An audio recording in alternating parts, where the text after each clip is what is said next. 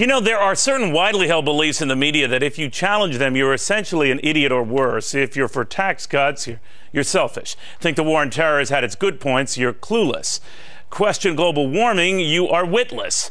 And dare question the virtues of national health care, you're heartless. It is on that final point that liberals have launched their most pointed attack, in the case of the New York Times' Paul Krugman, on me. And a segment on this show when we linked England's cookie-cutter health care for all with the hiring of nefarious doctors whose intentions we've now come to know might not always be honorable. Krugman called it a scare tactic. Yet when I invited him on this very show to explain that today, he was the one apparently scared to discuss it. He declined. What he didn't decline to do is offer the same old tired tripe we hear from those who dare question these views. He says, and I quote, "The healthcare issue is most of all about morality," as if I'm immoral questioning his view of healthcare. Here is what is immoral, Paul.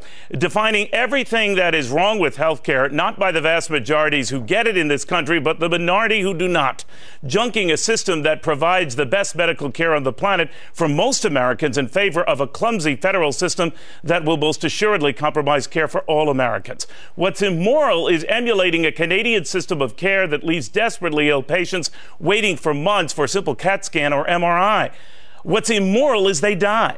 What's immoral is omitting the fact the French system of nationalized care comes at a huge price. Tax rates up to double our own for a service that doesn't compare to our own. You call it crass to bring up these issues. I call it crass not to.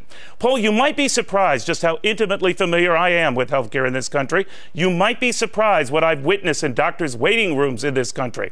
Lots of folks in those rooms, not even from this country. Many who enjoy subsidized care back in their country, but they're here because they're desperate, and some, Paul, are dying for the quality of care only we provide. God forbid you are ever in need of such urgent care, Paul, and the doctor tells you that you can get your life or death surgery here or in Havana. Where will you choose? I know the answer, Paul, and something tells me you do too. But you are always invited on this show to give us your view. A privilege you did not give me.